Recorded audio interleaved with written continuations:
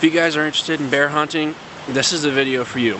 We go over a ton of information about hunting Alaska, hunting grizzly and brown bear in Alaska, what bait hunting is like, what spot and stock is like, which gun you should use.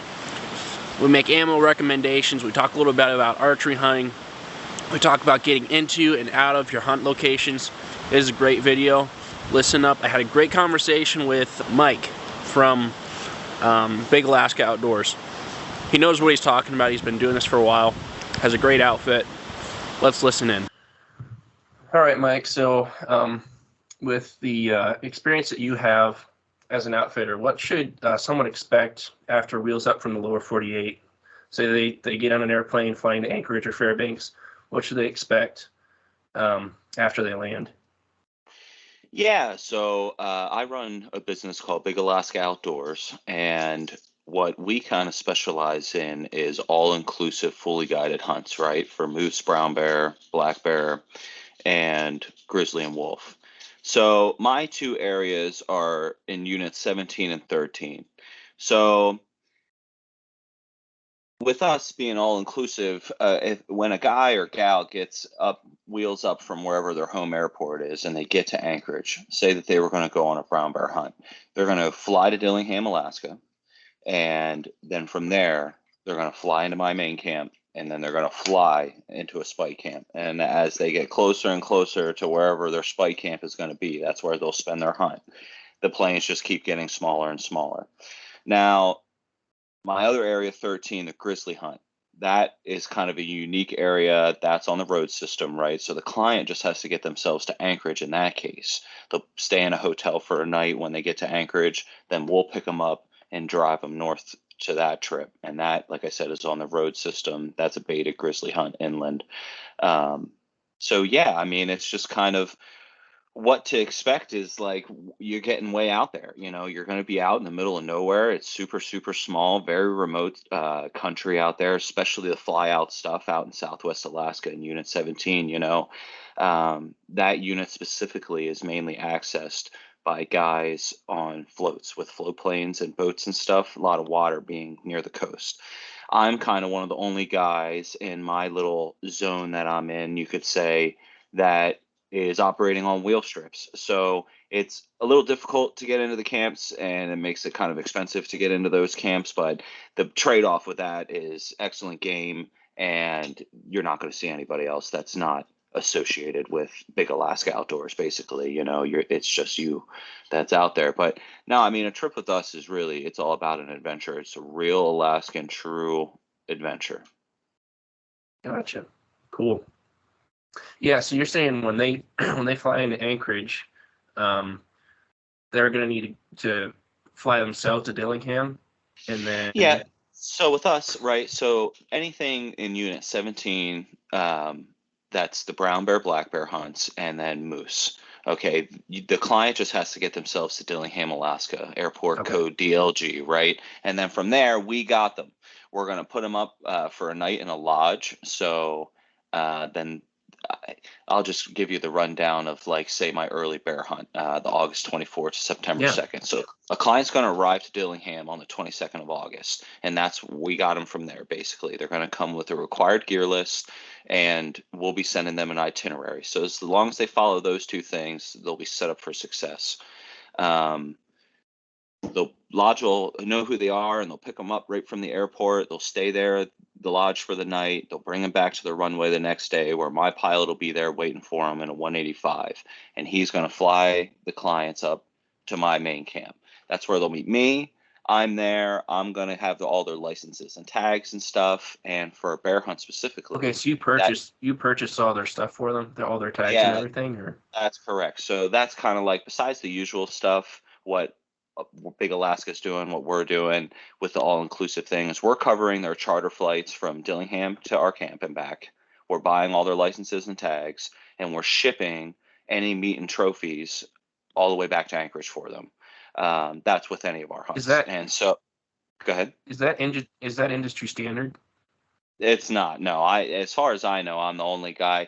Everybody operates a little differently. So I can't speak for how anybody does it, but I don't know of anybody else that's buying the guys' licenses and tags for them. And as far as I know, most guys are having them pay their own charter flights in and out. They're getting their meat and Yeah. trophies to the state maintained runway is what most guys do. So the very first runway that a big plane can get into, and then that's on the client from there to get all their stuff back into town. In the years I've been doing this, right, I only started guiding in 2015. I'll be 28 this April of 23. So I'm still young and all that and new into the industry. I'm not a guy with 50 years of experience. My business partner's that guy. He's like 60 something years old. He's the old man in this thing. But Yeah. he and I, right, guiding for guys all over the state, bunch of different master guides and stuff. You hear a lot of the same complaints from clients over and over and over again. And a lot of it was just like, man, I paid X amount for this hunt, and then I had to spend another 10, 20, 15,000, whatever the number is, to get in and out, blah, blah, blah. And they're not happy. They're upset. They're like, what did I buy? Phil and I just present the client with a number, and basically that's the number. You know what you're getting into. The only other expense to you is getting yourself to and from the airport I tell you to get to, be either Dillingham or Anchorage, the tip to the guide, and then the expediting of all your stuff out of state. And we go as far as to get your trophies and hides to the expediter for you, and we get your meat to the butcher for you. So to the client, it's just a phone call. That's kind Wow. of what we're trying to do to set ourselves apart, from the rest of Alaska. Because there's a lot of wonderful guys out there that are providing a great hunt, doing a great thing. But being that we're new and nobody really knows who we are, that's, what we're trying to do to kind of set ourselves aside from the rest of the group, I guess you could say. Yeah, that's a lot of service. Like that's going above and beyond. That's really cool. So Yeah, when people thank you. I come, found that it's been very successful so far to this point. Everybody's a lot happier when they come into camp. Even though our hunts might cost, $5,000 to $8,000 more than the average hunt, right? You know where that money's going. You know what I mean? And it's all you would yeah, have paid it anyway, kind of thing. So it's all just kind of presented to the guy up front. yeah, and I like that there's not those hidden fees, because those hidden fees get you so much. Exactly. That's Yeah. Exactly. so Yep. when So guys go ahead. go ahead, go ahead. No, I was just gonna pick up kind of if you wanted me to from where I kind of like left off. Like the client leaves Dillingham, he gets to my camp right on that August bear hunt, and so I'm gonna give them their licenses and tags once they get to my main camp. We're gonna have like a bunch of paperwork we got to sign, and your tags for that for a bear hunt in the fall or May is going to include a brown bear, a black bear, and a wolf. You're going to have tags for all those animals. Wow. And then we're going to throw you in a super cub with your camp, and you guys are going to be dropped off with a guide, either one-on-one or two-on-one, depending on the hunt you book. And you'll spend 10 days out there looking for those three critters, basically. And and then once it's all spot and stalk. We're sitting up on top of hilltops, glassing, tundra, real vast expanse type thing. It's not really like mountainous. It's not like you're in sheep country or anything. This is kind of like classic Alaska tundra with like alder and willow and stuff, tussocks. The average stalk, I'd say, is somewhere between a mile or 2 miles after a bear, but it's not that physically arduous, a brown bear hunt. It's all about sitting down, keeping your scent, especially. That's how bears live and die. They survive entirely on their nose. And so we keep our scent as located to camp as possible. Basically, we have a glassing knob, you sit on it and you glass all day. And when you see a bear, that's when you go for it. You're not going to be like hiking 5-10 miles a day. That's not kind of what bear hunting is about in Alaska. You're only going to run every bear out of your country, if you get out and do more walking. It's really just about patience and waiting for the right bear to show up. And then when that bear shows up, you got to be able to, stalk him down, go get him. But we do good, that we've gotten 80-year-old men to these bears out there before. So I think that, pretty much if a guy is any physical, has any physical capabilities at all, really, I really do feel like this hunt, is accomplishable by anyone. But you'll spend 10 days out there. You got those three animals to target. In the case of my moose season, which is September 5 to 15, it's those three animals plus the moose. So moose, brown bear, black bear, wolf. That's the whole season for me. So that's the only date I got for that. But then once your hunt's done, the day after, so it would be in that hunt's case, the August 24 to September 2nd, the September 3 will get you back to Dillingham, and then we're going to ship all your bears and, like I said, all that meat and stuff all the way to Anchorage, where the expediter or the butcher will pick it up and take care of it for you, basically. And it'll just be a phone call to you. And where do you want it to go? How do you want to process, basically? So we try to make it very easy for the client. Yeah, for sure. So when people come, like, what caliber rifle do you want them to use for Grizz specifically? Yeah, 30 caliber and up is kind of standard in the industry. That's what you're going to hear everybody tell you. Now a 308 and a 30-06, right, are a 308 is a little too small. You know what I mean? For sure. 30-06 is what most people tell you is the bottom that they like a 30-06 or a 7mm. More than anything, bring a weapon, a caliber of gun that you are consistent with shooting, that you're good at shooting. That you'll see on the Fish and Game website, as we were talking before we hit record, that like you'll see a 270 on there. What they're getting at with that is that a lot of guys go out of their way thinking that they're going to need a 375 or a 416 or one of these cannons, and that isn't the case. I mean, you really don't need that. What happens is these, hunter will show up with a brand new gun that they maybe have shot one box out of, and their shoulder sore after shooting it, so they don't practice with it. And then you get in a position where you have to take a 250, 300-yard shot or whatever, and you're unfamiliar with that gun. And I mean, it's happened to clients that I've personally guided, and they miss them outright. And you're just like, try again, try on Yeah. another. What are you going to do? Right. Just kind of is what it is. I'd rather the guy bring that 300 Win Mag or 7mm that he has shot 100 whitetail with, that he knows exactly in the heat of the moment. He doesn't have to think about his drop. He can just put that gun up to his shoulder, put the crosshair where it needs to go, and he knows exactly where that's bullet hitting. That's more important than anything. Make sure, saying all that you bring a good bullet, though. I always recommend, kind of the major brands: Barnes, Hornady, Nosler.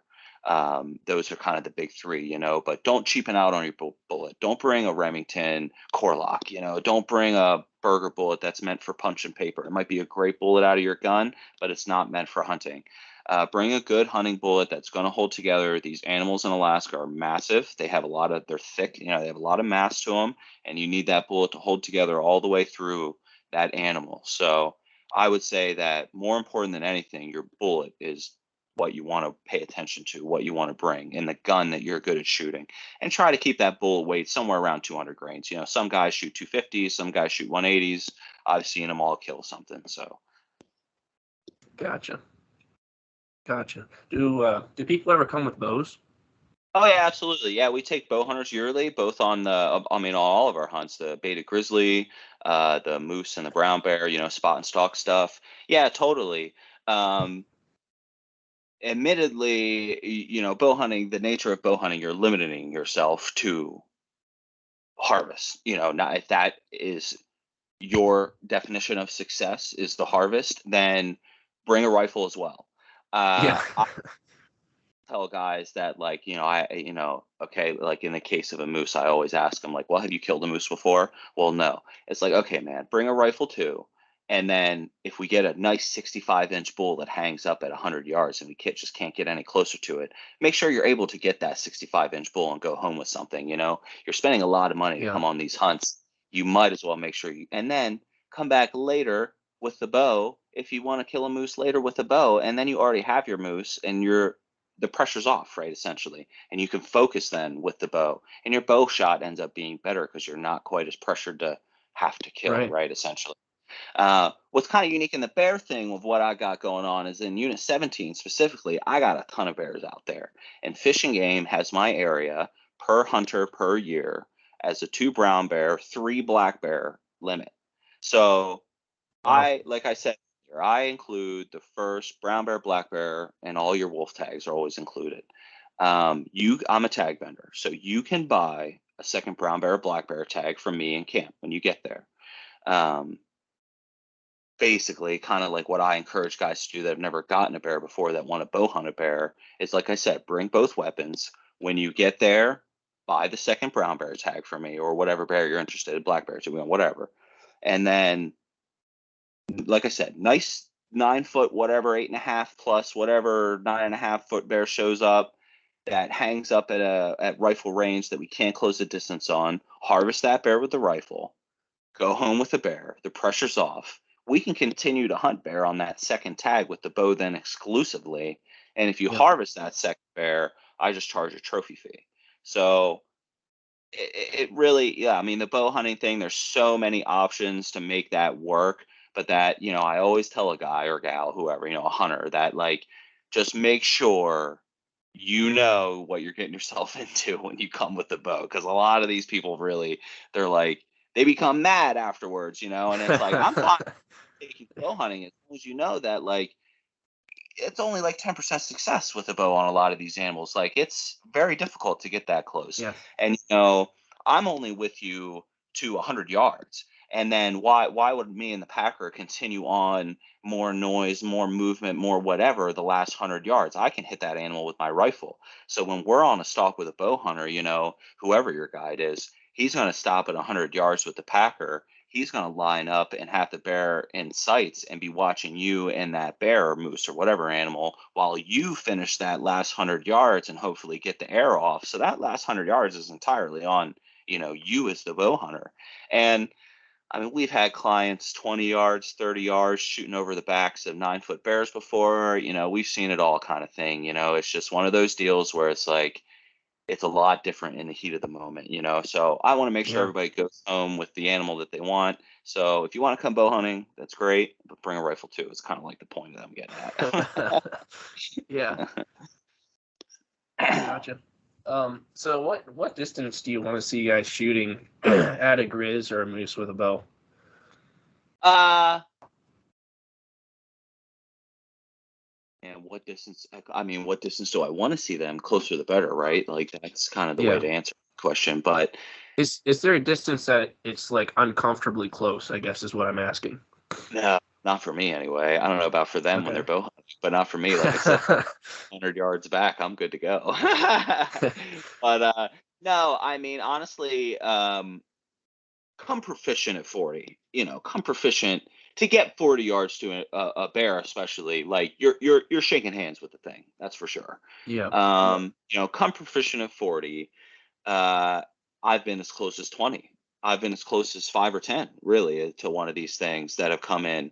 Um, it's just about what you're comfortable with. But if you can shoot 40, your odds of success go way up. And I really, 50 yards and further, man, I wouldn't like to see a client take that shot. You're just kind of lobbing them in. But 50 and less, especially 40 and less, like, that's good bow range. And I mean, that's just the closer you can get, the more fun it is. There's just no doubt about it. Like, that's, to me, is the challenge of this Yeah. is anybody can shoot an animal. And there's something, it is very impressive when a guy can shoot long range, but kind of anybody can get to within 500, 1,000, 1,500 yards of an animal, whatever you define long range. That the skill is in the shot. The skill isn't in the stalk. And I get a kick out of the stalk. Like, that's where it's fun for me. That's the part that I enjoy the most.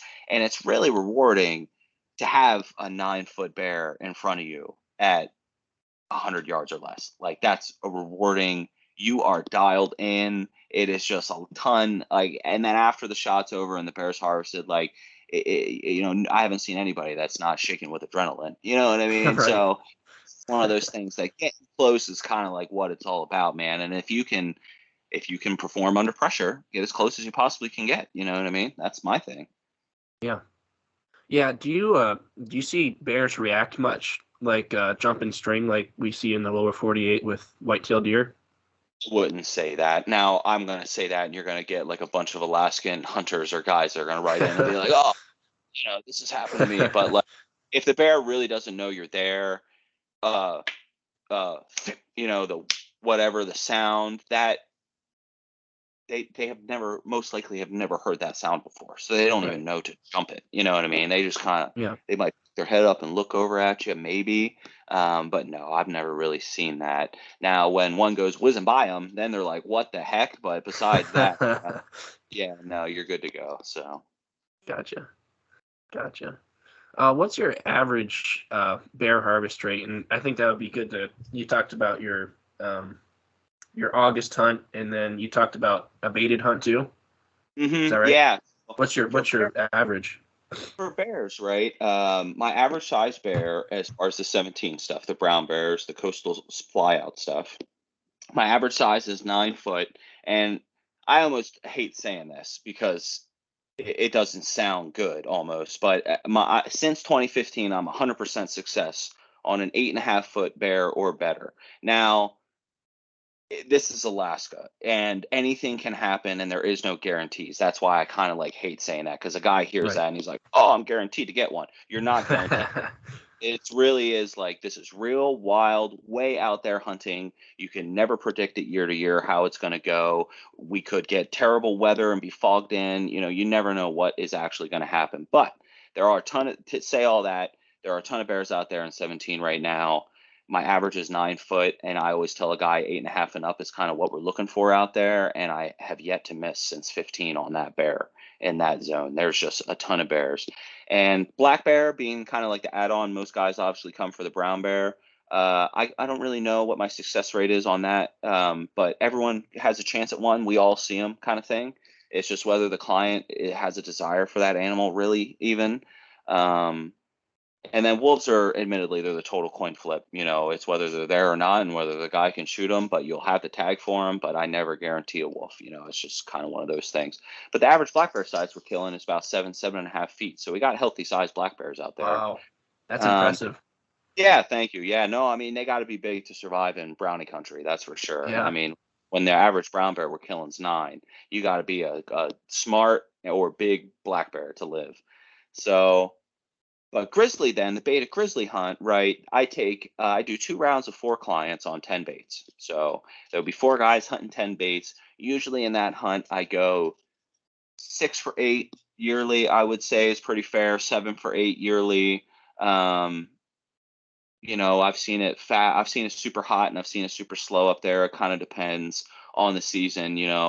If baiting is a very unique thing, and it's one of those deals that this grizzly baiting is nothing like Canadian or lower 48 black bear baiting. These bears are very intolerant, and they're not going to put up with 20 plus bears showing up on the bait site and then like putting up with the fact that they're eating their food with them. That's just not what a grizzly does. A sow and cub is a little bit more of a social group, right? They'll like allow other sows and cubs as long as that other mama ain't looking at those babies with a side eye kind of thing, right? I've seen that before. I've seen like some like kick out pairs of like 6.5 footers up there kind of running around together. But once you get that 7.5 foot boar on it or bigger, that's his bait. He owns that bait, and he's going to kick every other bear off that bait Huh. until you either shoot him or a hot sow comes and he goes away, for that. So, yeah, I mean, that's kind of like just the nature of it. If there's So a high mast year where like there's a lot of natural food and a lot of calves dropping while the hunters are hunting on the baits, like you're not going to get a bear. He doesn't want to eat dog food when he's got, I always compare it to veal over there on the brown yeah. saying. So, but we do good. We kind of time it where the 2 hunts that we do are through kind of the prime time. So usually on the first hunt, like the second half of that hunt is really good, and then on the second hunt, the first half of that hunt is really good, and Yeah. then it's kind of a trickle in and a trickle out after that of whatever you can kind of shoot. But if a guy's not picky, average is 7.5 up there. Wonderful bears. Those are true inland grizzlies. They don't see any fish, so. But we do good on that. If a guy's not picky, we can get you your bear on that for sure. Gotcha. Gotcha. So they shouldn't, like, if somebody goes up, they shouldn't expect to see a whole lot of bears on that bait. Yeah, no, that is the main mistake that I see guys that like book these beta grizzly hunts blind. They think they're going to see 5+ bears a night. If you see 2 bears a night, you're on a hot bait, at least where I'm at, for everybody. But the people that I've worked for and the way I do my baits, I've worked for like 2 or 3 other outfitters now through my career that are also, baiting, and it's all kind of been the same story for at least everyone that I've worked with. It's 1 bear a night. If you, like I said, got 2, that was a real hot night. But the bear you see owns that bait, and he is a shooter bear 99% of the time. You know what I mean? It's almost never like you got a dinker that you're looking at. It's like, that's a good bear, kill it. So Yeah. And you don't normally see black bears on those baits then? no, at Yeah. least in my area. Now I know some guys in some areas get a mix once in a while, but no, it's brown bear or grizzly 99% of the time on the bait. Like, they're, again, a very intolerant bear, and they're just not going to Yeah. allow other bears to feed on their food. It's like, think of it like everybody has the image of their mind when a bear gets a carcass in the fall or the summer on the ground and he buries it and then lays on top of it. It's the same kind of mindset, right? Where I'm at is on the road system, and so in the fall it gets a lot of heavy resonant Alaskan pressure. This is on the Denali Highway, so a lot of resonant pressure up there looking for caribou and moose and stuff in the fall. And these bears have learned that humans mean bad things. They're very people smart. And when the humans, right, the hunters in the fall, get one of those animals on the ground, the bears have learned, I just hang out within 200 yards of that carcass, wait until all the noise goes away, and then when all the noise goes away, I can go in and I have a meal to myself, that I can bury and lay on top of. So that's essentially the same thing that they're doing with these baits, right? If a hunter and a guide are in a blind and they're making a bunch of noise and they're talking a lot and they're moving around and zippers going all the time, you're not going to see anything. These bears are going to lay there and wait you out basically until you get quiet, and then they're going to come in and eat. I've seen it on the trail cameras a million times, and I know what's happening, and I'll tell my assistants, like, you need to quiet down in the blind. It's obvious you're being too loud. As soon as you leave, the bear comes in. He knows you're there then. That's what's up. So yeah, it's just a totally like different game with this thing. And these bears, like, once they claim it, it's theirs, and they're not gonna, it's their carcass, you could say, and they're not gonna allow like another bear to share it with them. Yeah. So you said something about when hunters kill an animal, the bears will hang out at like 200 yards and just wait for it to get quiet. So what do what do bears really want from the kill? I know a lot of guys are like, you got to get the meat away from the guts, and the bears are pretty much going after the guts. What do the bears want from that? Yeah, well, the organs are the highest calorically dense, thing in any animal, like, including you and me, right? Like, that's why in like a wolf pack or whatever animal that gets a fresh kill, first thing to eat is all the organs, and the alpha is usually the one that gets to enjoy that. Um, and that is where all the smell is too, right? Like, you can imagine all the bile, all the gut smell, right? All that is right there at the carcass. So they'll leave the meat alone, but that's not to say that they won't come and take your meat. If, like the Right. bear, you asked, the question was, what do they want? They want the whole thing. They'll take whatever they can get, but they want the whole thing. So the parts that you want, you get away, you hang them up back in camp, and you get like a crust. For those that know what I'm talking about, when you hang it, it gets they form a crust around them. Once you get that crust going, you're pretty much safe. I've never ever had a problem, in almost 10 years of doing this, with bears. Once you get that crust going, like, your meat's safe, it's going to hang there for a week or two, totally fine, and the smell is laid down, so you're not going to have like bears coming in and messing with it. So Cool. So we've been talking about grizz and brown bear. What's the difference between the inland grizz and the brown bears? yeah, well, the layman's term for it is, brown bear gets access to marine resources. So a brown bear lives on the coast, and more or less they get a salmon run that comes in to inland to wherever they are. That's the layman's term for it. Different clubs between SCI, Boone and Crockett, maybe even Club Ovis, I don't know. They all kind of have a different line of where they put that. Some people, it's within 50 miles of the coast. Some guys I've heard it's the 42nd parallel where it hits the Alaska range and then runs down. Everything north of that is a grizzly. Everything south of that is a brown bear, right? Like I've heard all sorts of different kind of deals. But the easiest way to put it is that a brown bear gets fish and a grizzly doesn't. And because of that, a brown bear ends up being, on average, a much larger bear. Like I said, where I'm at my camp, 9 foot versus 7.5 to the grizz.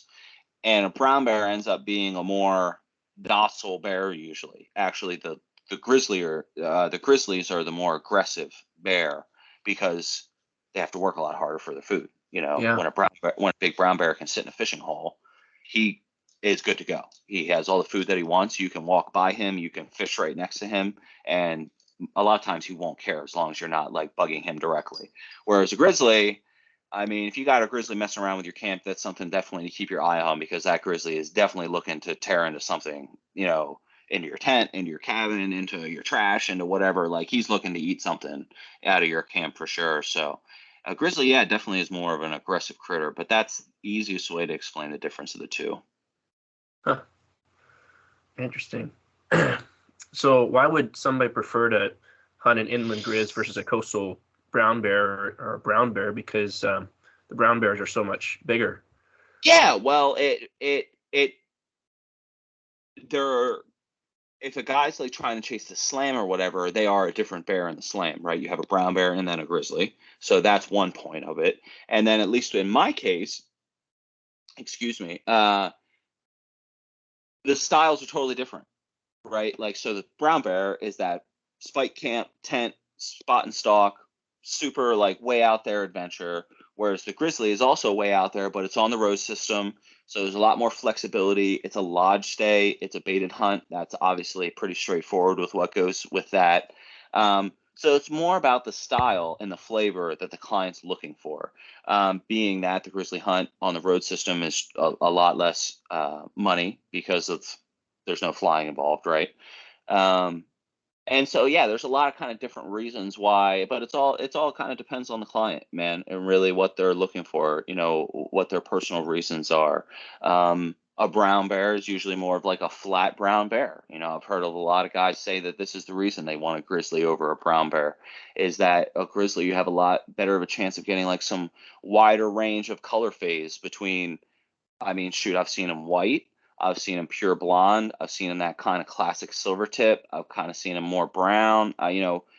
Grizzly seems to vary widely in their colors. And so a lot of guys are looking for a different coat to the brown bear that they've already gotten or whatever, right? So It really just kind of depends on the client's personal interests and comfort level and what exactly their personal goals are that they're trying to accomplish. Gotcha. How can you tell a boar from a sow when they're on their own? Yeah, that takes looking at a lot of bears, man. That really is, I think more than the danger reason that is the biggest reason that brownies should be a guide required species in Alaska, because a bear there's no doubt they're the toughest animal to judge. They're harder, I don't know if they're harder than goats, but they're every bit as hard, I would say for sure. That's why like a third of your guide test, your oral portion to be a registered guide up here in Alaska, is between judging goats and bears. It's a big part of it. And it just takes looking at a lot of them. It really does. And there are some subtle differences. A sow has wider hips. A sow has bigger ears. A sow has a more narrow and longer snout. Versus the boar. A sow's ankles are skinnier.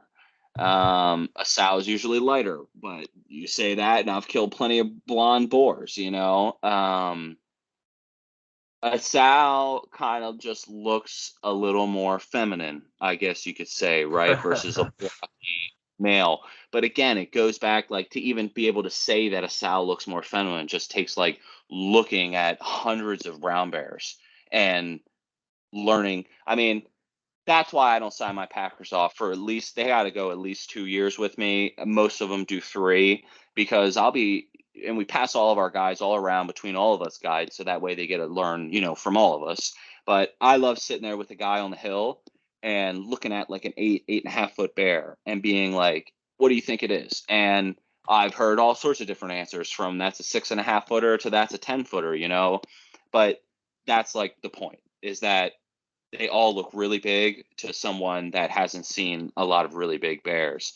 And once you've seen a couple hundred, like, I love then when it clicks with the packer that's like on his third year, you look at that bear and he tells you right off that's an 8 foot boar. You know, that's not really a bear we're looking for. It's like, I can sign you off now, man. Congratulations. Now you know what you're doing. You know what I'm saying? Like, that's a big part of it, because the hunting, the everyone should know how to act professional, and like the etiquette with the client, right? That's all one thing. The hunting is pretty straightforward, but it's the judging of the animals, and that's the expertise really of that these guys are paying for. They're paying for our knowledge of the hunt, of our hunt area. They're paying for the knowledge of the animal, and they're paying for the knowledge of how to process that animal correctly in the field in Alaska and get that thing out of there for them. That's what they're there for, and that's kind of the major thing, So, guy wants to learn how to judge bears, watch videos of bears on YouTube, look at bears. Fish and Game puts out a fantastic little DIY like course that a person can take that has great information in it about all like the little differences between boars and sows that I just kind of like ran through there real quick, like the ankles and the head and stuff that I mentioned. That's all in there. And yeah, just look at them, a bunch of them, and keep looking at them. And, go and talk to taxidermists about like, bears that they're mounting and stuff, and look at the mounts. And that's just really what it takes. There is no other way. There's no way to cheat that experience out and try. Because I've been fooled totally. I mean, there's no doubt, even still. I had this big old blonde sow come in on a grizzly hunt, one of those baited grizzly hunts, and it was an 8.5 foot bear, and I mean it was giant. And I'm looking at that thing, and I got the client with me, and I'm telling them, I'm like, it's a big bear. I was like, and it's definitely alone, like it's a single bear. But it's like, I told him straight up, I was like, I really can't tell you if this is a boar or a sow. I was like, I think it's a boar, but I really am not entirely sure, because that was just like, it was the girliest boar looking bear I've ever seen, right? I was so caught on that thing. And we shot it, and sure enough, it was a sow. But this sow had been dry for, you could tell, like multiple cycles. Like, she was ancient, and she was massive.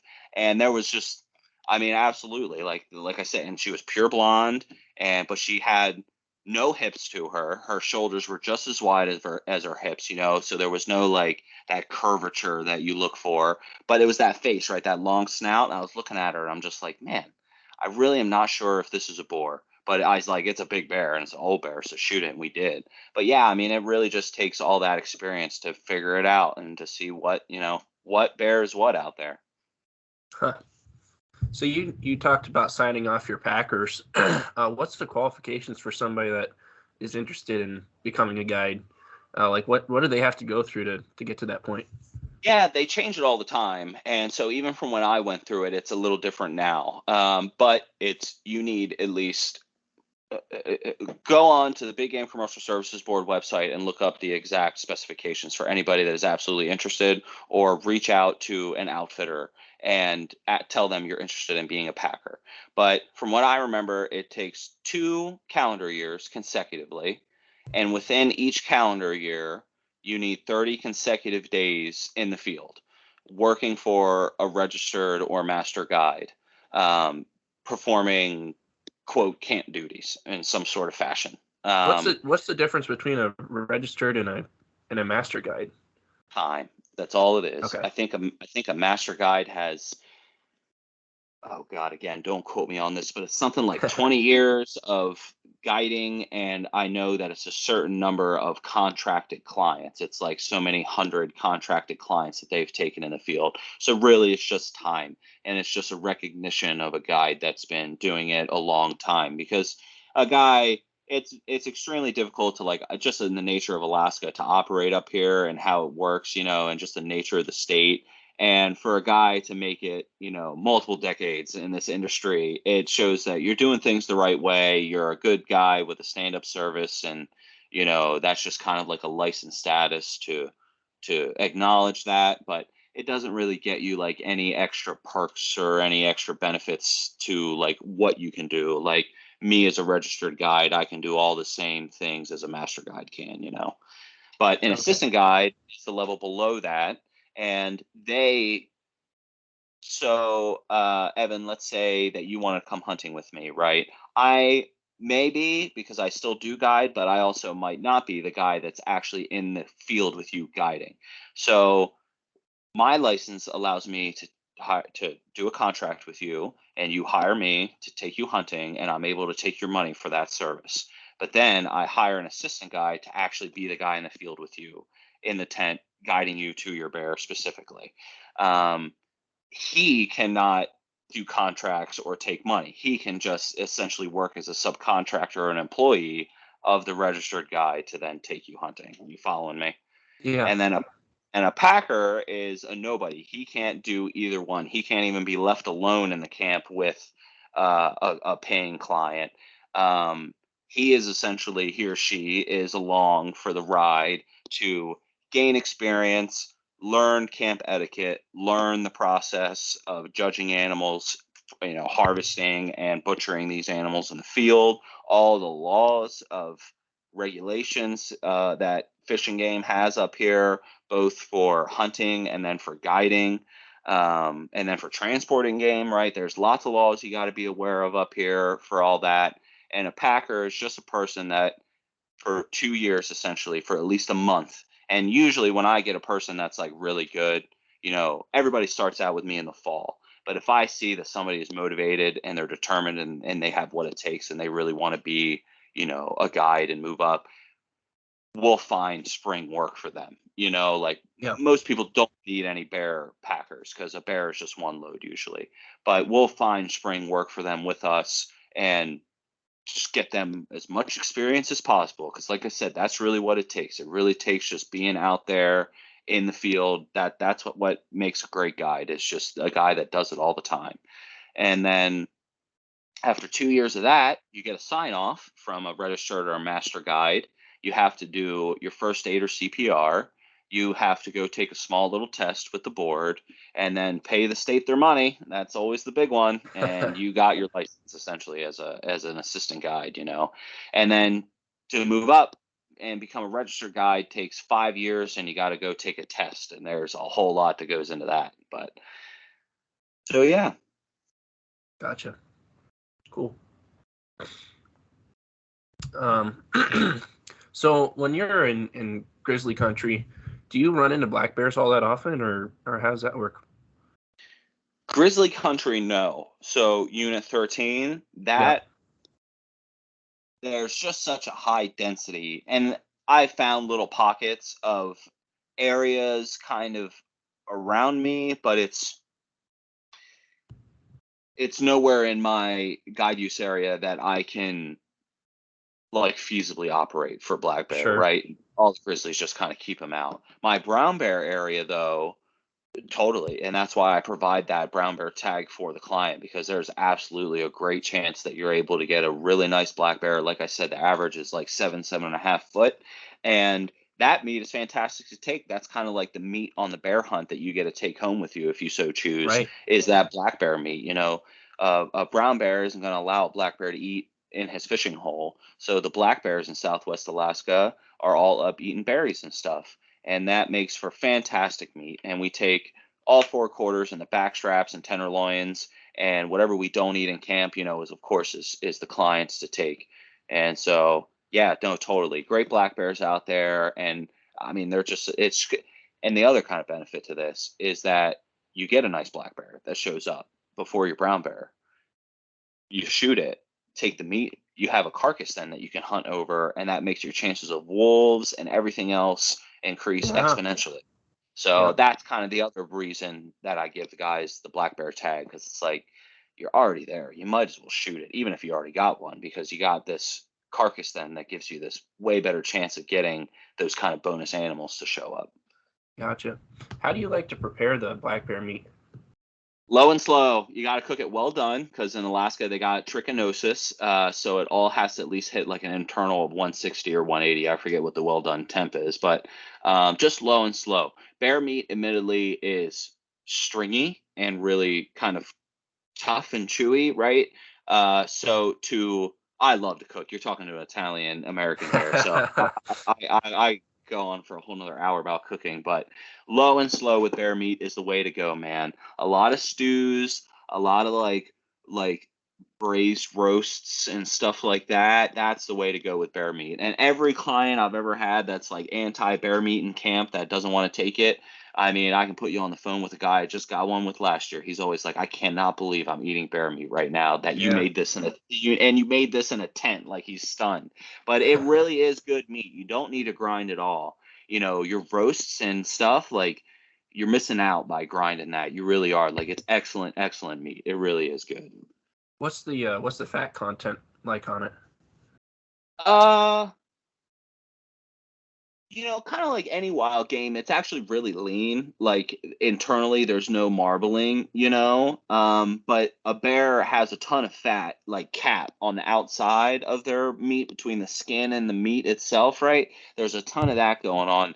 And in the meat, even though it's not marbled, it is greasier than, say, like a moose or something like that, right? Yeah. But it's not like a steak or something from a cow that you can put in a pan and watch the grease leach from, the steak. You're not going to see that from a bear. But on the outside, you got a lot of fat. So, like, if a guy or gal gets a brown bear in the lower 48 or something, or excuse me, a black bear, save all that fat, render it down, and then use it for cooking the bear back in itself later, and, like, brown that roast or whatever in its own fat. That's awesome for that. I mean, that's totally good for that.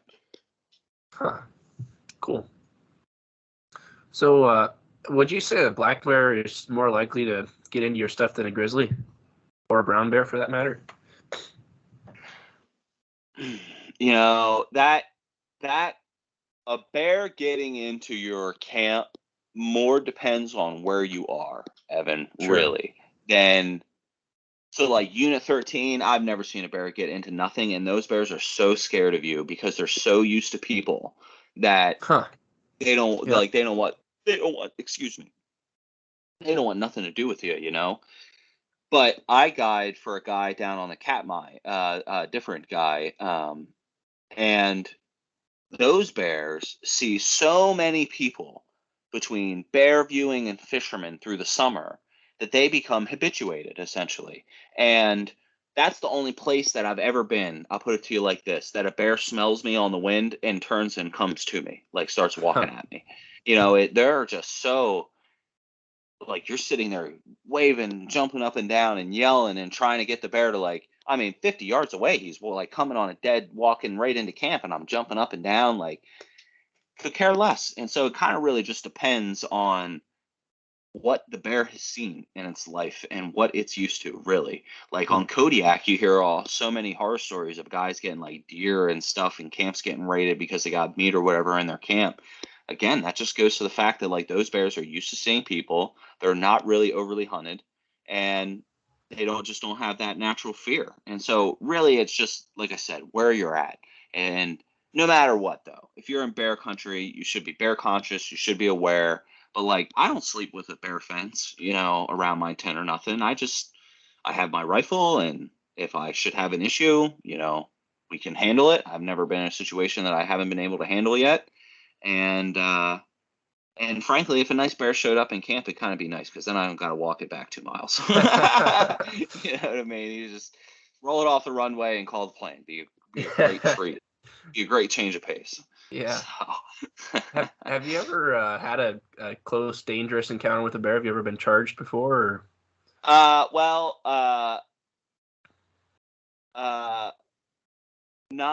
Not one that wasn't on purpose, I guess you could say. I've forced charges on myself. They've been fun every time. I can tell you that. Okay. I've enjoyed every single one of them. One situation was we had a moose carcass down, and we flagged the carcass, and we were going back, and this was like day 2 or 3 of that carcass being on the ground. And me and my client left early in the morning, and we got down to that carcass, and I remember glassing the carcass, and the flag was still up, and I'm pulling the chairs out of my pack and getting ready to sit down and kind of like hunt the bait, you could say. And right before I sit down, I look back up and I reglass the carcass, and the flag's down, and there's a bear kind of zooming back and forth. And so he showed up while we were already standing there. And we just left our stuff right there besides our rifles and whatnot, and slowly stalked in.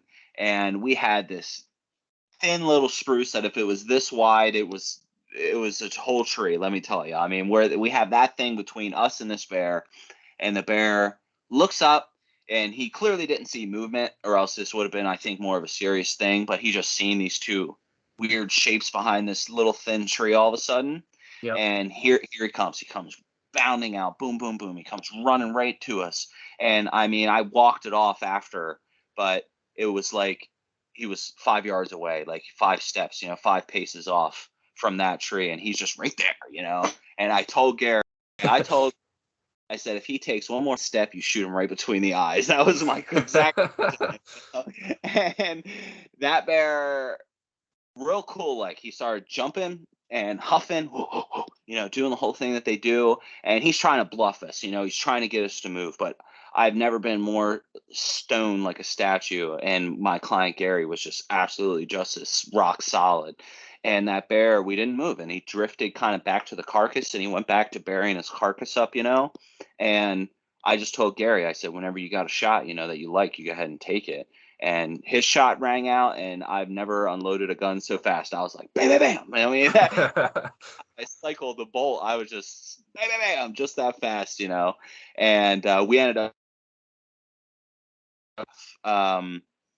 plus bear. It wasn't quite 9. It was like 8, 8, 8, 9, something like that. But the bear had like no teeth in its mouth. Just like a super really old bear. Yeah, I mean, that was the closest ones ever like bounced in at me. And then the other time that I ever got charged, that was like kind of a closer situation, was working for another guy down on the Katmai. Like I said, down for that other outfitter. We actually had a nice 9.5-foot bear. We were working, and the bear slipped behind us essentially, and it was moving away from us. And I always keep a call in my pocket, a little predator call, and I pull that thing out and start squealing. And that bear looked right at us, stood up on his 2 legs, his ears laid back, and here he come running straight for us. And that bear was about like 20, 30 yards away. And I finally told my client, I was like, you better shoot him, or else I'm going to shoot him for you, dude. And he took the shot, and we got him, and the bear just did a lawn dart, and that was pretty much, that. But now I've never been charged to a point where it wasn't kind of like an expected, like we were already ready to go, sort of thing for it. But anytime one of these bears gets close, man, it's always a thrill. That's for sure. Yep, that is for sure. So where do you shoot them when they're coming at you? I've heard a lot of different things. I've heard some people are like, you should shoot them in the shoulder because that'll slow them down, or Yeah, I've heard that as well. If they're coming straight at you, basically, like when they lift, I always tell a guy, like when they lift their head up, and you kind of can see that line between their neck and kind of where their chest meet, shoot right for that like triangle that's right there. If you can hit that, you're gonna be going through vital. Then you're gonna be like tearing up all the heart and lung that's in there. The first shot on a bear. This is so important. I want to settle this to the world, at least for anybody that wants to book Big Alaska with us. The vitals is the most important shot for your first shot. That is by far the most important shot to take. I'd rather you not even touch a bone if you hit heart and lungs, because that bear might go 100 yards, he might go 200 yards, but he'll be dead when we find him. And that's way better than seeing a bear that's alive, because they get their wind back real quick. And I know so many guys that they shoot them high in the shoulder, or they shoot them a little front or whatever, and the bear ends up getting away from them or whatever happens, and they got to go in the brush looking for it. If you hit it in the vitals, that's a dead bear. The perfect shot is to catch the vitals on the way in and break the opposite shoulder on the way out. That's the perfect shot, but that shot very rarely presents itself. No matter what, make sure you're hitting heart and lungs. And it's a big, you got a big target to hit. So you really should be able to make that shot just fine. And then after that, because I have never seen a bear just take a bullet and start running away. That's not to say it hasn't happened before to guys, but most of these calibers are pretty big, so they knock the bear down. Then after that, hit him in the shoulder, start breaking bone. That's when you focus on breaking the bear down. But that's after your first shot has already killed the bear. You see what I'm saying? So, and that's kind of like our job. Like my thing, I always tell my guides and the client that comes, we don't want to shoot your animal for you. So if that animal gets knocked down from your shot and he stays down, keep shooting him until we will tell you when to stop. Just assume you need to keep shooting. And if that animal were to jump up, that's when we will fire. That's when we're shoot, because we don't want that animal to get away. We don't want to go looking for a wounded bear in the brush. So only when that bear or moose or whatever animal jumps up and it looks like it's got its legs back under, it's going to get away, then your guide will fire. But before that, unless you ask, we're not going to, take a shot as long as the bear or whatever looks like it's down and it isn't going anywhere. Yep, on a broadside shot, I know on black bears, people that hunt whitetails, they're trying to shoot like right behind the shoulder. I know for black bears, a lot of people recommend a little bit farther back, almost center of center on the body of a black bear. What would you say? Thing that center is awful. I don't know how that got started or where that, but no, aim for the vitals right behind the shoulder, that crease. That's where you want to shoot. That's heart and lung every time. You don't have to think about it then. No, you want vitals every time. Okay. Every time. There's just no question about it. Like I said, you got a dead bear. When you go to find that bear, it's dead. You know what I mean? Because we don't just like run right down to the bear after we've shot it. We're going to wait 20 minutes, a half hour before we go down to it. You're going to find it dead. It's going to be dead if you shot it in the heart and lungs. And that's what you want. You don't want to, I've just seen it way too many times where a person overthinks it and it ends up costing them. And you just don't want it to cost you. You know what I mean? Just shoot it in the vitals. Yep, gotcha. What's the weather like on your hunts?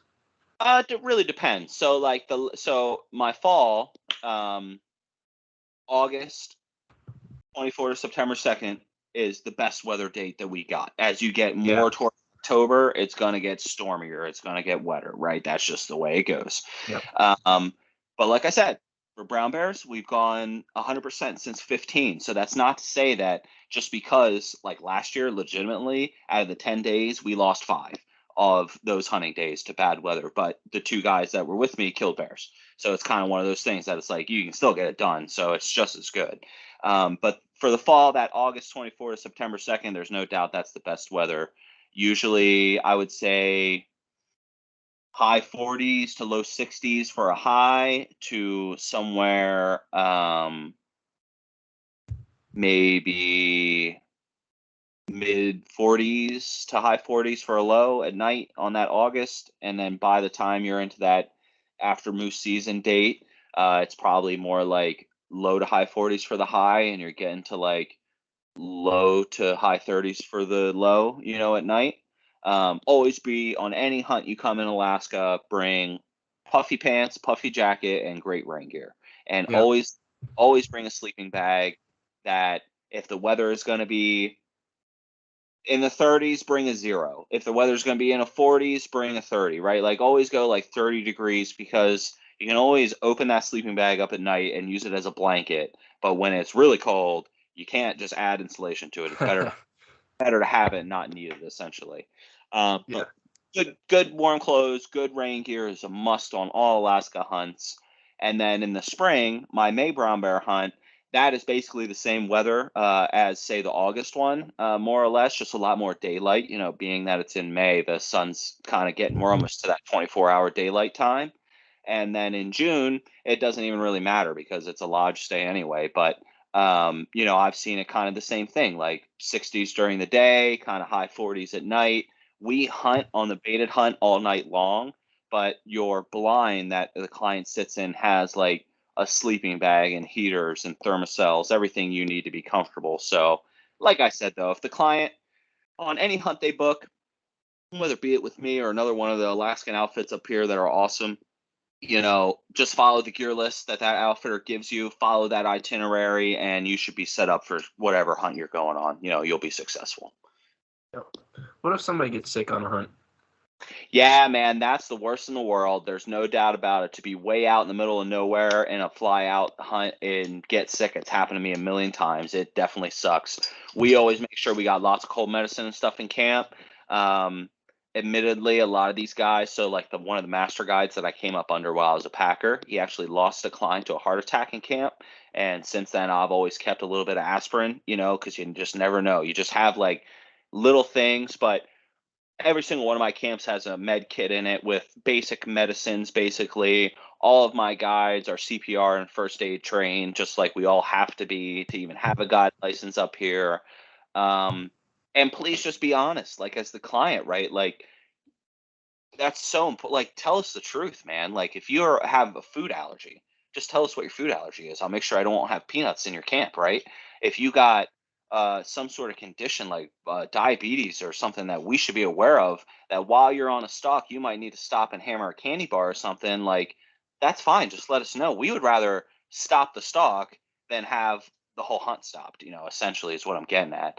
But getting sick and stuff out there, that just kind of is what it is. Thankfully, you're out there in the middle of nowhere. So as long as you don't get sick from the airport, like coming in, you're not going to get sick from somebody that's out there. But we got like the basic stuff you need. All the water's really clean. On any of the hunts in the fall, that's all like real food in the lodge. And obviously all that is all like real food. So we have access to get you like good nourishment and fluids and stuff if you need it.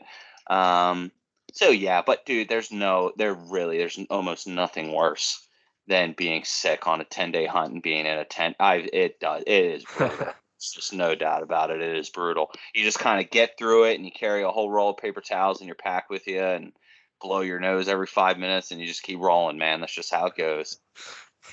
Yeah, I wasn't actually going to ask that question, but I've had a fever for the last 3 days, and I was like, man, this would be rough if I was hunting. Yeah, for sure. Yep. So. Nah, it's happened to me. It's happened to me. Oh man, at least like 10, 12 times now. You just get run down, right? You're on your third client and whatever is going on, and you just catch like a little something, and yeah, it's never fun. But yeah, you just put your head down, you kind of get the job done. It gives you more motivation to get it done faster, I guess you could say, because you just want to get Yeah. it right. Yeah. So, but now we try to. You're never prepared for every scenario that could ever show up, right, on one of these deals, but you try to prepare for like the most common scenarios that are kind of coming your way. And so yeah, we kind of like all the basic stuff that a person would need should something like that happen. And emergencies like there's tourniquets and splints and different stuff out there that a guy gets shot or a guy breaks his leg or just kind of one of those injuries, right? He stabs himself while he's butchering. Like we have the supplies needed to kind of address that in the immediate, and then we have the communication devices to get you guys out of there should it take that. But knock on wood, been blessed by God, been very lucky and have yet to have a situation like that arise. So Yeah. What would you what do you wish people knew before they came on a hunt? Just generally, have you seen a general misconception that people have that you would want to confront? Yeah, I guess I'll just kind of tap on a couple. One, and probably the most important, and I'm sure you can understand this being a resident of Alaska too, Evan, is that there's not a moose or a bear or whatever around every tree up here. Like Yeah. Alaska really is, you got to earn it. You got to earn every bit of it. There's nothing that comes easy, and it is the most beautiful state in the union by far. It is the most rewarding place to hunt. It is all those things. It is a true adventure. It really is like the last frontier. But you have millions and millions of acres that these animals can roam, and so they're not around every tree and bush, right? They're just not. It just, and that I've had guys show up on a moose hunt and quote, I thought I would see 20 moose a day and be able to pick which moose I was going to kill, like on the very first day. And I'm like, buddy, I don't know what. And we were seeing moose. Like I had up to that point, we're only halfway through his hunt, seeing like 6, 7 moose, and like 3 of them were like low 50s. And I'm like, shoot, this is like hot. Like this is fantastic hunting, Yeah. But he just, that's like a huge misconception that people have, is that they just think that it'll be easy, and there's nothing easy about this. There's just nothing easy about it up here. If it's not the animals that make you earn it, it's the weather. And the guy that got it easy, quote unquote, got it lucky, and that's not to say that I haven't been lucky a time or two, but it's a lot easier to be lucky than good. I can tell you that. And then the other thing is that like when they see these prices for these hunts and stuff, I want people to understand that the margins that outfitters operate on in Alaska, or transporters for that matter, are very thin. It's a thin margin. The costs of doing business and putting on a hunt in Alaska is incredibly expensive, because everything in Alaska is an excursion. There is no, Yep. that's the one thing I miss the most about the lower 48, is being able to, after my 9 to 5, go home, change my clothes, and walk out my back door and be duck hunting or sitting in a blind or sitting in a Yeah. tree stand, right? There is none of that in Alaska. Like any trip you take is a long, thought out, planned excursion that takes a lot of cost and a lot of pre-work to make that happen. So when you see a moose hunt for $30,000 to $40,000, that outfitter isn't making $30,000 to $40,000 on that hunt. He's probably making like a few grand on that hunt. You know what I mean? Yeah. Which he deserves to, because he has a lot of time and work into that hunt as well. But the flying, and for a guy to come on a moose hunt alone, that is, let me think here real quick. That is almost $2,500 off the top of my head in licenses and tags alone that I'm paying for one person to come on a moose hunt.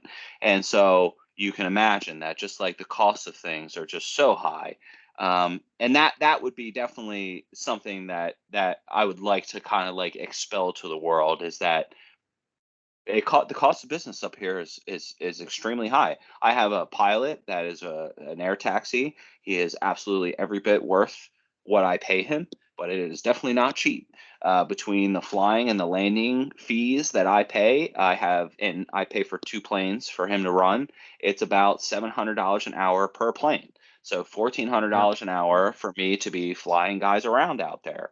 So that's where, the costs and stuff, everything has to get flown in, everything has to get flown out of there. And we cover everything, for the client, that all inclusive deal that I mentioned before, we're covering all that for the person. So yeah, I mean, I would say that those 2 things are absolutely the most 2 biggest myths that are out there about Alaska, is that, these hunts are so expensive. These guides must be getting rich, for one, and the fact that there's just a ton of animals up there, and it's going to be an easy thing to get your animal, for 2. Both of those are just totally false. There is nothing easy up here. You have to earn every bit of it. It's real wild hunting. And the costs of doing business are super high, and you definitely get what you pay for when it comes to a trip in Alaska, no matter what the Yeah. trip is, hunting, fishing, no matter what the species is, you get what you pay for. There's no doubt about it. Yeah, that's for sure.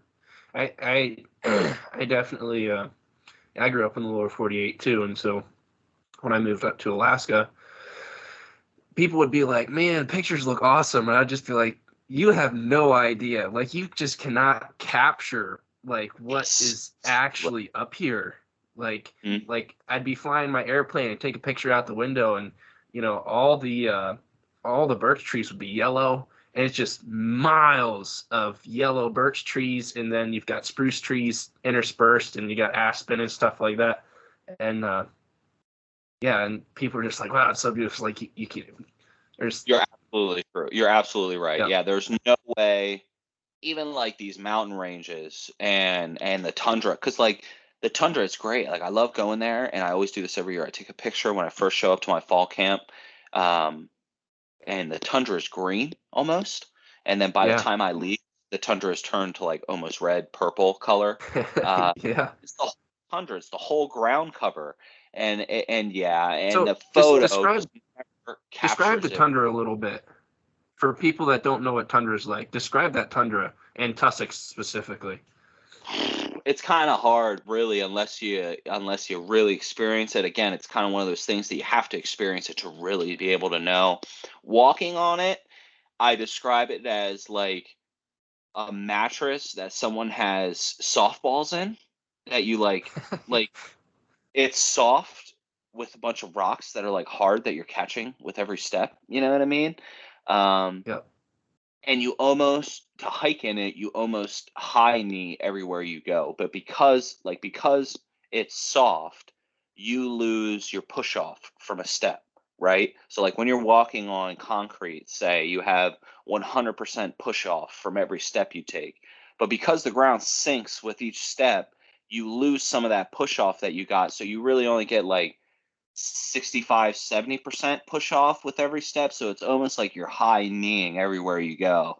And then you get into, luckily where I'm at, I kind of learned where to avoid walking to, but you've Yeah. got giant tussocks then that when you're walking on top of them, you think, man, it's got to be easier walking in between, and then you walk in between them and you're like, I got to get back up on top of these things, you know what I mean?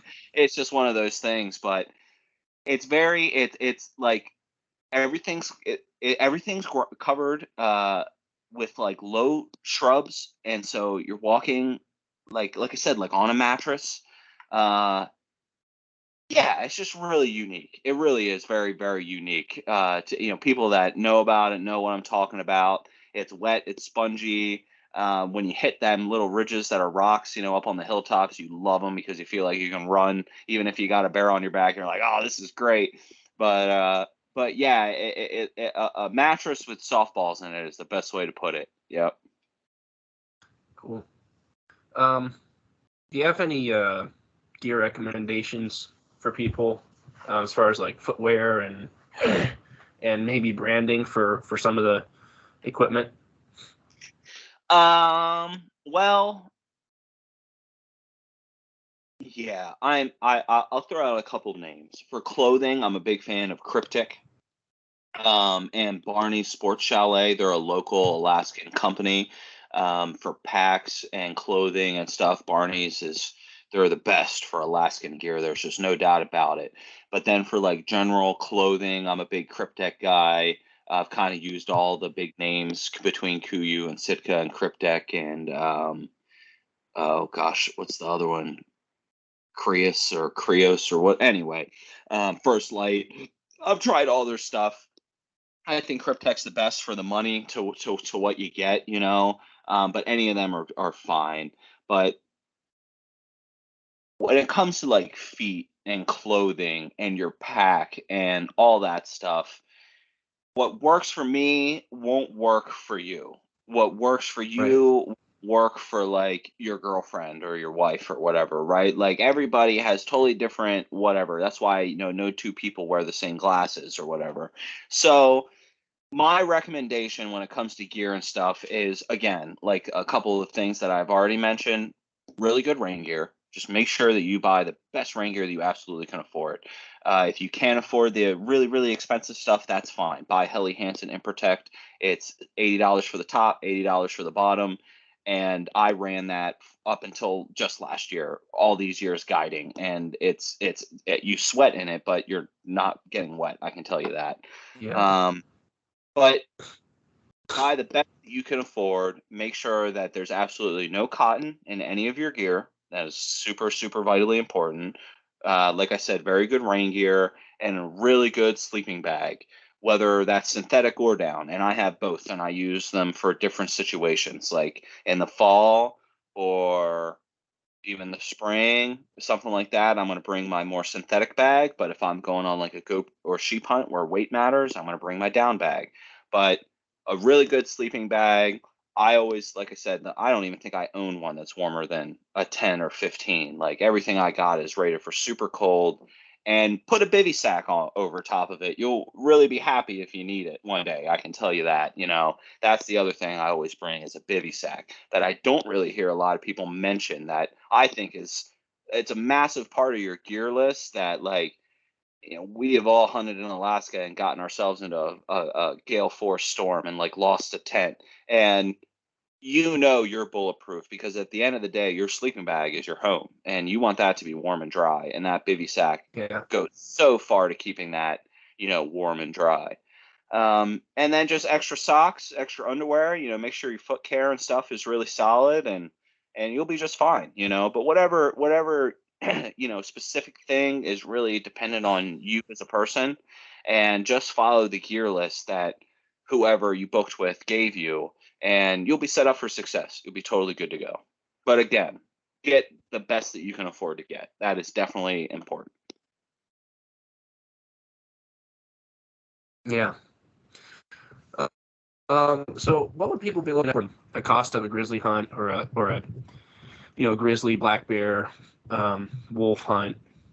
Okay. What Yeah, would they be sure. looking at for that with you guys? And then what would they be looking at if they went with another guy that didn't provide all the service that you guys do as far as, getting your meat taken care of and sent back home to them? What would they expect that way? Yeah, well, to be able to comment specifically on like what other outfits are doing, I really couldn't say Okay. exactly. I can tell you that a brown bear is going to range somewhere between, for any decent hunt, right? It's going to range somewhere between 20 and 35,000, depending on like where you are and what you're getting. Me specifically for the brown bear hunts, like I said, 3 tags: brown bear, black bear, wolf, and I do 2 tiers of camp. Okay, so for 26,000 1-on-1, or 20,000 per person 2-on-1, that's that hunt, and you're going to get all the stuff that I mentioned, that with that all-inclusive package, and your camp is going to be set up with big 8x8 or 10x10 tents. You're going to be eating real food. You're going to have all the heat and propane you're going to want. You're going to have lanterns, etc., etc. I'm going to have a case of beer, a bottle there for you, just like everything that you could possibly want for this camp. It'll be there. For 18,000 1-on-1, or 15,500 per person 2-on-1, I do that same hunt, all the same animals, all the same stuff included, but just minus the luxuries. So instead of real food, you're eating Mountain House. Instead of a big 10x10 tent, you're in a 6x6, right? You're in a smaller tent. Basically, if I can save on the flying, I pass that down to the client because that's where the biggest cost for me is. And I know, Right. at least that I found anyway, that there's 2 tiers of hunter. One absolutely needs all the comforts. There's just no doubt about it. And then there's another level of guy that's like, well, these hunts have gotten so expensive. I could care less about comfort. I just want a quality hunt in a quality area. And so I'm trying to Yeah. sort of appeal to both those guys, right? And so 26,000 or 20 per person, 1-on-1, 2-on-1 for the big camp, 18, 15,500, 1-on-1 to 2-on-1 for, let's call it the roughing it camp, quote unquote. Moose, I only do the big camp. I only take 4 moose camps a year. I try to keep my moose roll like my operation kind of smaller. My average moose size that I'm getting out there is 63 inches. So I like really manage my population close. Our goal is 60 and Sure. up. Now, Go ahead. could you Were you? qualify that moose size? Could you qualify that moose size? Because I think a lot of people, like, they think in terms of whitetails, like they're that many inches. What does that mean? Because to me, 63 inches, that's pretty nice. Yeah, no, it's 63 inches wide. That's what makes a legal bull in my area is 50 wide or 4 brow tines. That's a legal moose in my zone, and the brow tines are the tines right on the very front. Um, you need at least 4 on one side for it to be legal. We don't even bother with the minimums. Like I said, my camp average is 63 inches wide for our moose. I'm shooting good quality, top quality moose. That's what's in my area, and that's kind of what I manage for is the best of the best. And I take like I said, 4 camps at most 5 hunters for a whole moose season. And I always tell guys like 16 uppers our goal. 55 is the absolute bottom. If a client brought, or excuse me, if an assistant guide brought in a moose that was under 55, like I would be upset with him. I mean, there's just no doubt about it that we would have a conversation. Yeah. So yeah, it's for the moose hunt. But just to qualify that. Yeah.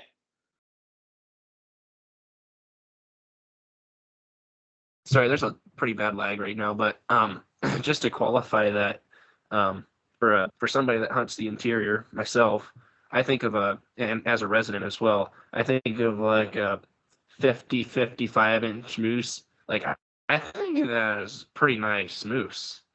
Well, it And is. No, it then once you really get up is. to like 60 plus inches, I'm like, oh, that's big. Yeah. I mean, and that's what I want, So, right? I want the big ones. Like there's no doubt. And like I said, I know what is in my area, and so there's no reason for me to not have that goal. Like I'd rather a guy come back on a deal than we shoot a moose that is 52 this year that could be 62 next year or at least 58, right? Like there's no reason to take that moose. When we know that there's 60 plus inch moose around that, who knows if they'll even make it next year. You know what I mean? They're like getting to the point where they're on the way down kind of thing. So with that, that's what our goal is. And I shouldn't say that to like besmirch anybody that shoots one that's 50 to 55. That's totally good. Listen, there's a whole big thing where certain people want to regulate other guys hunting goals. I'm not that guy.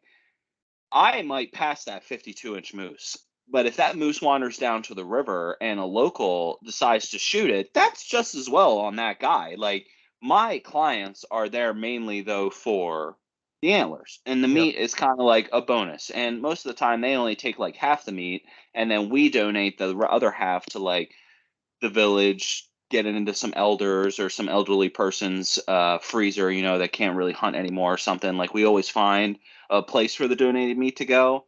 But the client's goal is to shoot a quality animal trophy, whatever you want to call it, good representation for that species in that area. And for me, that's 55 and up at the very least. That's what it is. That's my deal. So yeah, I mean that's just kind of how that's our goal on that, and we're very successful doing that. We go 3 for 4 yearly pretty much on that. 4 for 4 is not uncommon to go for us out there, for all of us to get our moose. And the moose hunt runs the same as the bear hunt, so you have those other 3 tags plus the moose, so it's 4 species, and then instead of 10 days, it's an 11-day hunt because the whole season is September 5th to 15 for my zone. So that's your whole season, and yeah, that's pretty much the whole rundown for that. Gotcha. Now, for somebody that might be thinking about using another outfitter, what would they expect as far as cost for after they've killed their animal? How much is it going to cost for them to get it processed and sent back? Getting in and out with someone that isn't me is going to be about 10 to 20 at least. Yeah. Getting in and out. So yeah, they're totally. So my moose hunt is 38,000. I don't know if I mentioned that, 1-on-1, or 30,000 per person, 2-on-1. There's no doubt. I mean, you can find a moose hunt. I know guys that are getting 45, 48,000 for a moose hunt right now that aren't offering the same things, but I know guys that are offering 28,000 for a moose hunt. Again, not offering the all-inclusive deal. So I'm like kind of right middle of the road of the pack. But either way, like I said, you can buy that $28,000 hunt, but you're going to have 15,000 in and then out before you even get your moose home, you know? So yeah, that's kind of where, like I said, I'm trying to set myself apart from kind of everybody else that's doing this up here, Yeah. and be unique in that with me, it's just one number. I present it to you, to expedite your meat and hides and stuff out of state is dependent on the animal, right? Like a moose is going to cost more to ship home than a bear, and I don't really exactly know what those costs are. But I know for any meat you want frozen on Alaska Air Cargo, shipped out of state, is going to be somewhere around $3 a pound frozen overnight. And then your hides and stuff, depending on how much you kill, I want to say it's somewhere around $500 per bear to get your bear shipped down to Michigan and tanned with the expeditor that I use. We use the Wildlife Gallery. So really, with me, it's generally overall kind of inexpensive. You might be a total of $5,000 extra on the hunt to get all your stuff back home, out of state and halfway to being mounted, basically. But with other guys, yeah, I mean, it's going to be 10 to 20,000 somewhere in there, depending on how far you got to go and exactly how far that stuff has to come back until you're even hunting. So Yeah. How can people get in touch with you? yeah. Oh, yeah, sure. So I'm all over the social media. My website is bigalaskaoutdoors.com. You can find us on social media, Facebook, Instagram, and Reddit. We're at Big AK Outdoors. And me personally, you can hit me up. My Instagram handle or Facebook is MVSCIOTTI, MV Sciotti. My name's Michael Vincent, so MV Sciotti. And then just give me a call. And, my phone number's all over the website and social media and stuff. Give me a call, email me. We would love to take you guys. So, whoever wants to go bear hunting or moose hunting, there's plenty of opportunity up here with us for it. Admittedly, the moose and the beta grizzly fill up the fastest, but the way we kind of do our bookings is I'll draw up a contract with between Big Alaska and the client. We'll each get a signed copy of that contract, and I'll take a picture of that person's ID, and that gives me everything I need to book and buy all the licenses and tags and stuff. And then the lodge that is going to pick you up from the airport will know what you look like from your ID, right? And they'll have your name and stuff. So I get that and a 10% deposit, and that holds your spot. And then I work out the rest with the client, however it's easiest for them, because I know everybody's situation, is a little different. But 10% down holds your spot, and we'll book you out 3 years ahead. So this being season 23, I'll book a person out till 25, and then once 23 is over, it'll be 2026. So yeah, we would Cool. love to take anybody hunting. We do men, women, and kids. We get all three age groups and genders every year. So yeah, be a lot of fun, big adventure with us. That's for sure. Awesome. Cool. Thank you so much. Yeah, of course, All Evan. right. Thank you very much, man. I appreciate the conversation. This was cool. And it was great meeting you at the show this year and stuff. And yeah, I wish you the nothing but success with your writing and everything with GSCO. When you get to Alaska, hit me up. We'll go out and get a beer or something. All right. Sounds good.